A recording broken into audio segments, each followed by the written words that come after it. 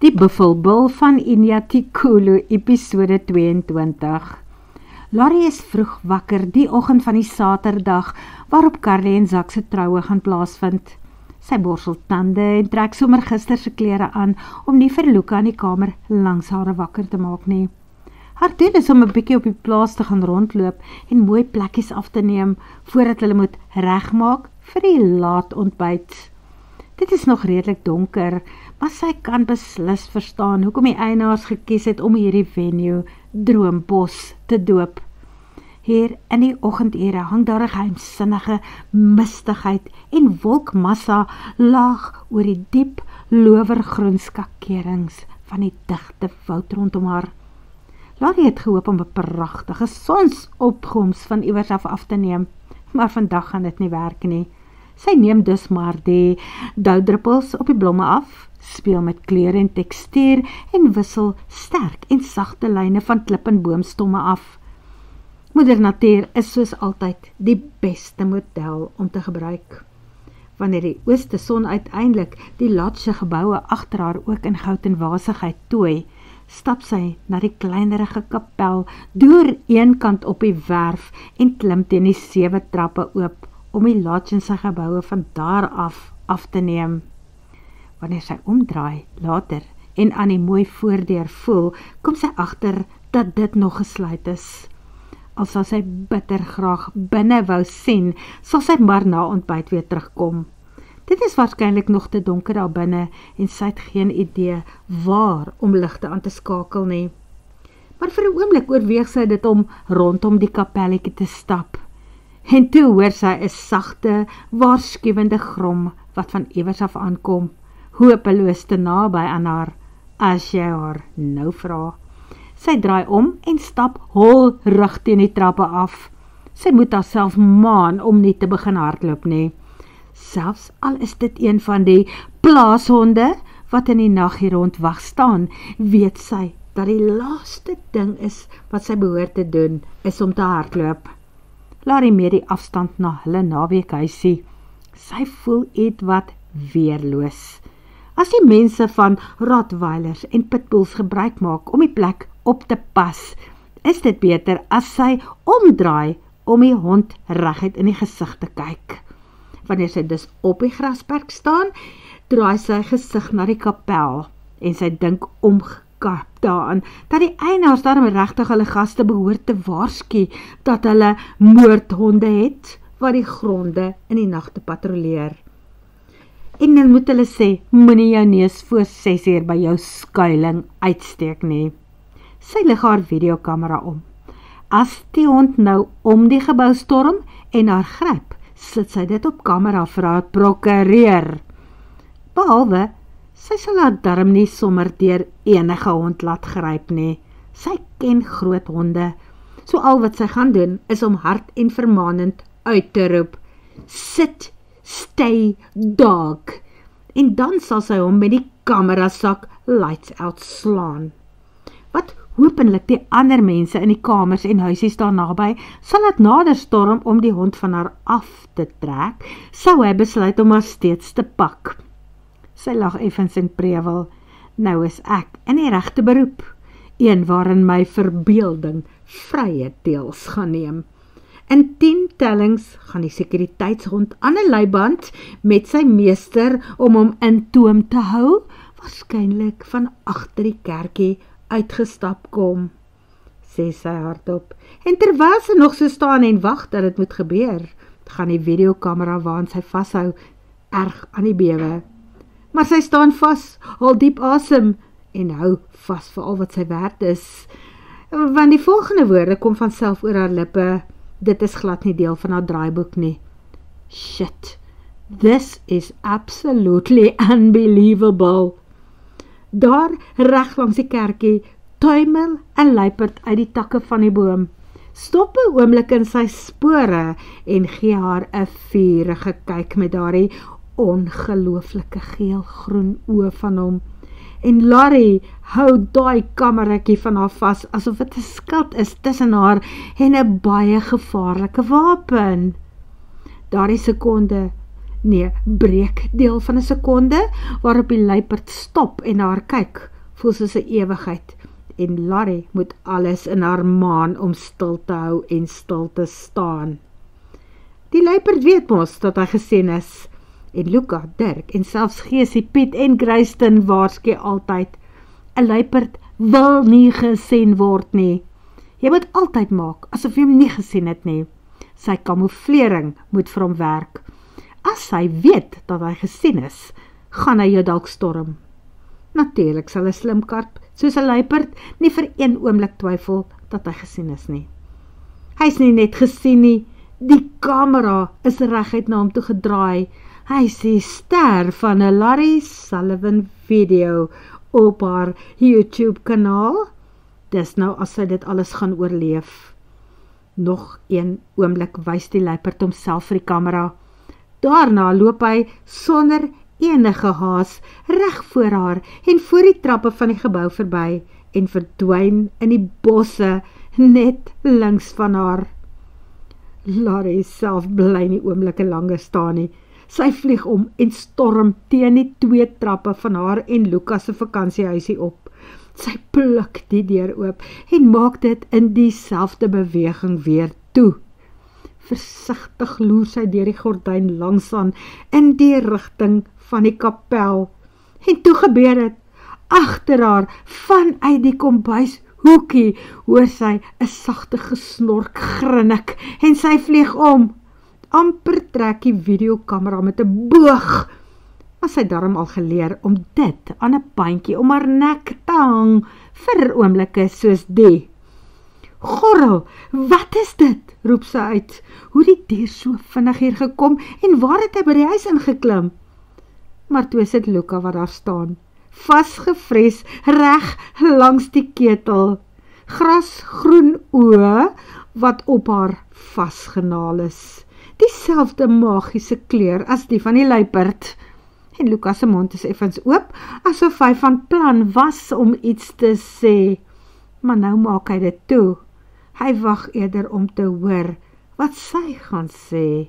Sy houding vra, moet hy hardloop of moet hy vasstaan?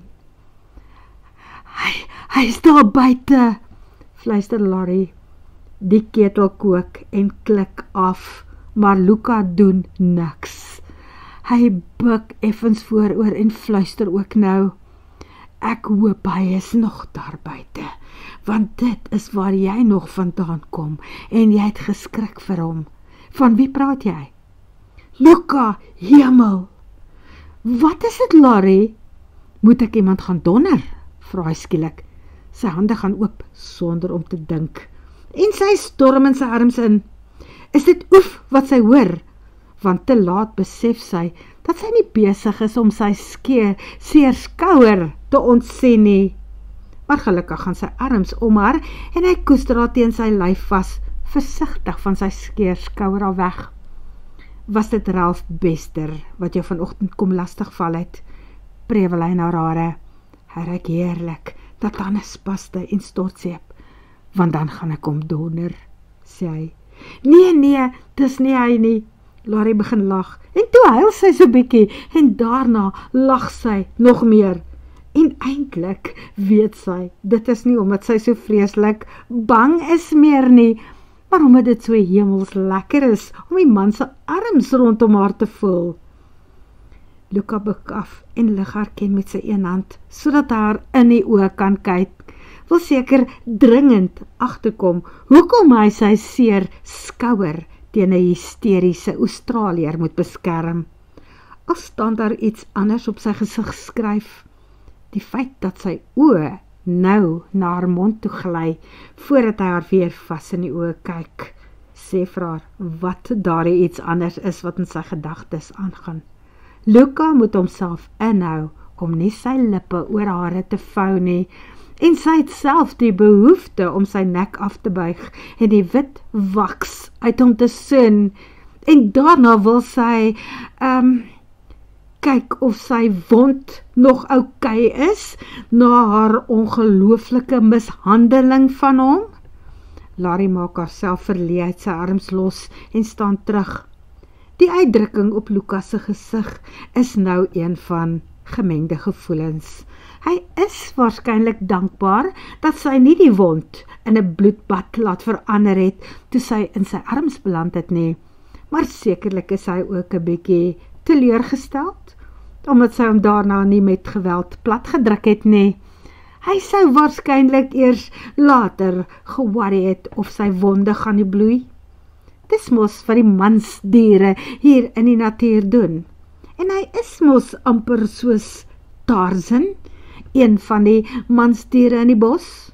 Of nee, hy is die buffelbul van Inyatikulu, want veral sal 'n buffelbul waarskynlik eers nadat hy in 'n geveg was met 'n ander buffelbul wat sy harem bedreig, eers sorg dat al sy koeie ordentlik gedek is, voordat hy in sy spore sal vrek van die horing wat die ander buffel deur sy hart gesteek het. Vir haar is Luka natuur, meer as enige ander man wat sy tot nog toe ontmoet het. Amazingly so. Dit maak haar byna mal, dryf haar amper van haar sinne af, maak rou emosie in haar wakker, skep van dag 1 af behoeftes binne in haar, waarvan sy vergeet het bestaan. Laat haar vergeet hoekom sy in die eerste plek nou in sy arms ingestorm het. Daarom draai sy om en haal nog 'n beker uit die rak, om vir hulle albei koffie te maak. En toe onthou sy van die kamera om haar nek. Dit loop nog al die tyd.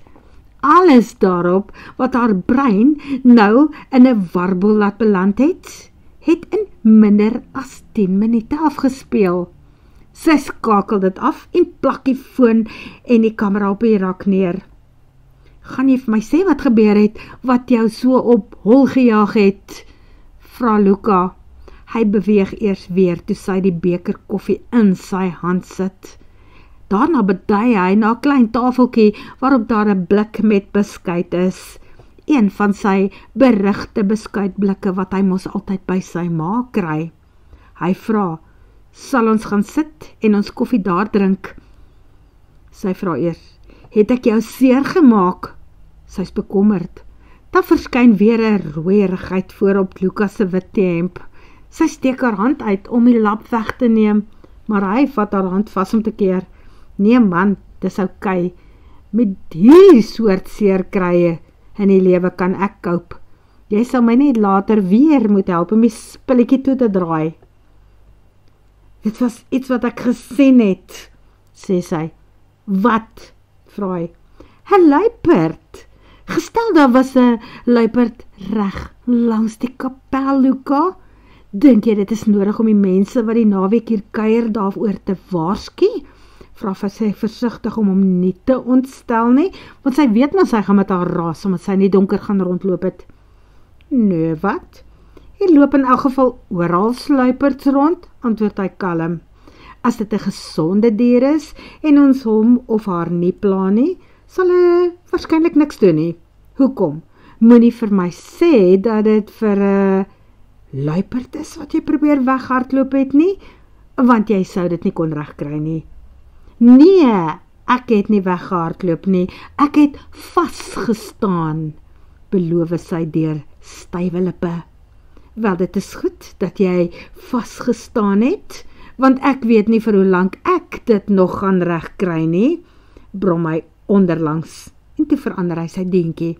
Ek bedoel, om te wag om die storie wat jy te vertel het, uiteindelik te hoor nie. Wat haar vir 'n kort oomblik laat wonder, of sy iets verkeerd vertolk het. Waaroor moet hy nou kastig vasstaan? Sy is immers die een wat haarself in toom moet hou. Luka dink dit tog goed om 10 uur by die laatontbytgeleentheid vir die mense te noem dat Larry 'n luiperd daar by die kapel gesien het. En glo dit as hulle kan, sy het alweer 'n video gemaak om dit te bewys. Daar is ook spore in die modder. Spore wat daarop dui dat die kerel rustig en stadig wegbeweeg het, want natuurlik het Larry dit vir hom gaan wys en hulle het 'n end op die spore gevolg. Maar die dier het ver genoeg wegbeweeg om nie 'n bedreiging te wees vir die mense wat die verrigtinge van die dag gaan bywoon nie, sê Luka. Wel hou maar in elk geval julle oë oop, veral veraand na donker, sê die lodge-eienaar ook. Hy weet van 'n luiperd wat soms kom en gaan. Daar was nog nooit moeilikheid hier rond nie, maar hy soek ook nie moeilikheid hierdie naweek nie, so asseblief hou julle self veilig. Veral Benji, die 8-jarige strooijonker, kry natuurlik 'n preek, nie net van sy pa en ou boet nie, maar ook van Luka. En Luka tik daar op die hemp. Hier onder die verbande is die bewyse van sy eie noue ontkoming van net meer as 'n week gelede. Maar Benji onthou mos nou weer, hy het gesien hoe seer die oom gekry het en hy wil nie deur 'n luiperd in 'n mik opgetrek word nie, dankie, want die luiperd sal by oom Luka en die tannie verbystap en hy wat Benji is in die boom optrek, want hulle soek iemand van hulle eie size, nie groot mense nie. Nee, bedui het Benji. Hy wil nog groot word om sy eie verjaarsding eendag ook te doen. En bietjie later wil hy sy mooi swart klere gaan aantrek met die wit hemp en die flamboyante rooi strikdas wat van hom 'n mini Barend en Zakteron gaan maak, danksy Emile en Jean-Dry van die Beagles wat vir die troue se garderobe verantwoordelik is. Nee, hy wil eers nog bietjie lewe as dit hom beskore gaan wees. So hy sal derentyd oog slaap, al is daar nou 'n babalaas in hom, wat na gisterand so bietjie kom pla. Babalaas, Razak, jy is nie op hierdie jeugdige ouderdom veronderstel om al te verstaan wat 'n babalaas is nie, Benji. Jean-Dry se mond val oop. Dalk is vandag se kinders vir hom 'n bietjie voorbarig. Ja, dis die dat ek en Emile maar besluit het om nie ons geld en senuwees op mens kinders te mors nie, maar eerder op ons tweelik hondjies. Ons het mos Beagles, jy weet Luka. Na ontbyt gaan trek die hoofrolspelers van die dag hulle spesiale klere aan en die baas van die lodge annexeer vir Larry, die pappas en nog 'n paar mense wat met kameras daar rondloop. Hy gaan vir hulle al die mooi plekke op die gronde wys. Die feit dat Luka besluit het om nie te beklei om haar kamerasak te dra nie en die voorreg aan Ralph Bester oorlaat, bevestig aan haar die feit dat hy waarskynlik wel so bietjie seer gekry het, toe sy haarself so onseremonieel in sy arms gewerp het, na die vroegoggend luiperdskrik. Met die terugkom, drink hulle vinnig iets by die kontantkroeg se toonbank en toe Luka vir Larry die stoel langs syne uittrek, gaan sit sy dadelik daar. Veral omdat Ralph vir haar wys dat hy haar hele sak met kameratoerusting steeds in sy bekwame hande vashou en dat sy dus eerder daar by hom moet gaan aansluit. Nee, dankie, sy kies om by Luka te sit. Maar sy bly nie lank nie. Sy wil ook gaan bad en aantrek. Sy maak verskoning en gaan haal die sak by die stoel waar Ralph dit gelos het en begin om daarmee aan te stap.